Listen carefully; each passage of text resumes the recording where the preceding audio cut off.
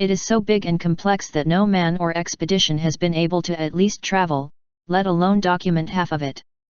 Even more, not only the engineering level necessary for this achievement was amazing, but Herodotus described the walls being covered with beautiful art, which could be in fact secret alien information, maps, or instructions, every step of the way.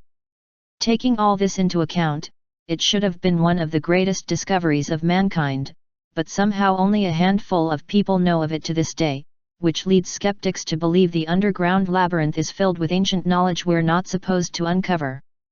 Records of it were kept in ancient history and local people have been telling stories about it from generation to generation.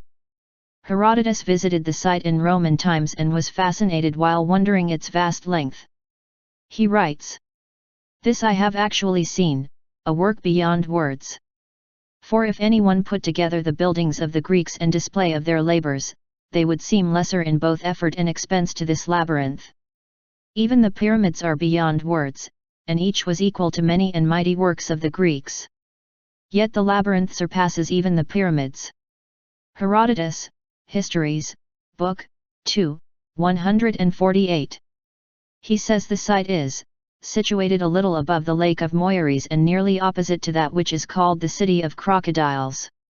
People who know of its existence think the tunnels and chambers contain invaluable information concerning the location and details of Atlantis, other ancient civilizations, world rulers previously unknown to us and history so old it would shake the foundation of society as we know it.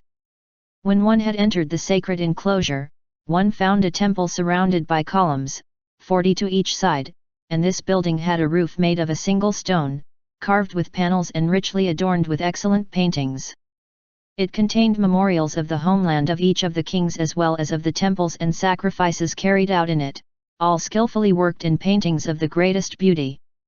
Centering his work around the description made by Herodotus and other known scholars of the time who visited the labyrinth, Athanasius Kircher, a native of Germany, made a graphical scheme describing the site. Herodotus, it has 12 courts covered in, with gates facing one another, 6 upon the north side and 6 upon the south, joining on one to another, and the same wall surrounds them all outside, and there are in it 2 kinds of chambers, the one kind below the ground and the other above upon these, 3,000 in number, of each kind 1,500. The upper set of chambers we ourselves saw. A mixed expedition of people from Belgium and Egypt searched for the site in 2008, and finally located it some 65 miles from modern-day Cairo, not far from the pyramid where Amenemhat III was buried. They found the structure, confirmed its existence, but no excavation was done whatsoever.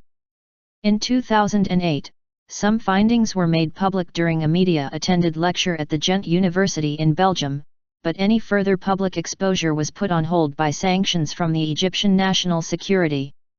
After waiting for more than 4 years for the Supreme Council to make any results of the expedition public, and being finally met with refusal, the expedition leader, Louis de Cordier, made a website and shared findings with anyone interested.